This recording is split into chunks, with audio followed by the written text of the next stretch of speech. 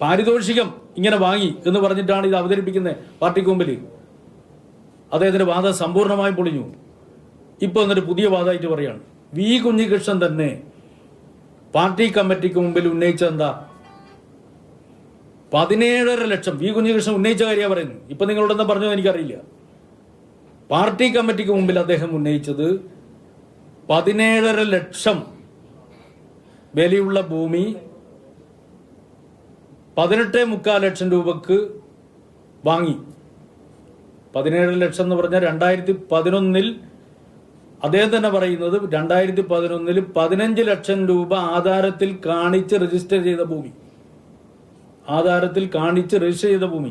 ഇത് V Kunhikrishnan party കമ്മിറ്റിക്ക് മുമ്പിൽ പറഞ്ഞാണ്, ഞാൻ പറയുന്നല്ല. അങ്ങനെ രജിസ്റ്റർ ചെയ്ത ഭൂമി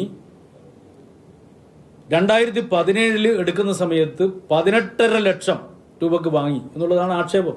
18.25 ലക്ഷം മറ്റും. അതാണ് ഞാൻ നിങ്ങളോട് ചോദിച്ചത്. 2017 ആധാരത്തിൽ 15 ലക്ഷം എന്നാണ് കാണിക്കുന്നത്. അപ്പോൾ പരിശോധിച്ചപ്പോൾ യഥാർത്ഥ വില അന്ന് ആ ഭൂമിക്കുള്ള യഥാർത്ഥ വില 17 ലക്ഷം രൂപയായിരുന്നു എന്ന് വി കുഞ്ഞികൃഷ്ണൻ തന്നെ പാർട്ടി കമ്മീഷൻ മുമ്പ് പറയുന്നുണ്ട്. ഇല്ലെങ്കിൽ അതേ ഇല്ല എന്ന് പറയട്ടെ. അതിൽ തെറ്റുണ്ട്. കാരണം 17 ലക്ഷം ഒന്നും പയ്യന്നൂരില് സെന്റിന് വിലയില്ലാന്ന് എനിക്കും അറിയാം, സെക്രട്ടറിക്കും അറിയാം, നമുക്ക് എല്ലാവർക്കും അറിയാം. എവിടെയാണ് പയ്യന്നൂരില് 17 ലക്ഷം രൂപ സെന്റിന് വില? അല്ല, അതെനിക്കറിയില്ല. ഞാൻ ഭൂമി ഇടപാട് നടത്തുന്ന ആളല്ല. അല്ല, നിങ്ങളെ പോലെ ഞാൻ അങ്ങനെ ഭൂമിയുടെ ഇടപാട് നടത്തുന്ന ആളല്ല, തെറ്റിദ്ധരിക്കണ്ട.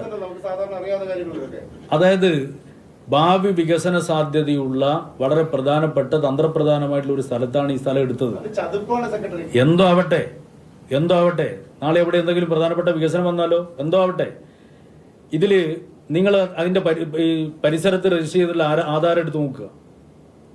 ആ ആധാരം അനുസരിച്ച് ഉള്ള വില വി കുഞ്ഞികൃഷ്ണൻ പാർട്ടി കമ്മിറ്റിക്ക് മുമ്പ് പറയാം 15 ലക്ഷം രൂപക്ക് രജിസ്റ്റർ ചെയ്ത അദ്ദേഹത്തിന്റെ ആക്ഷേപം അതാണെന്ന്.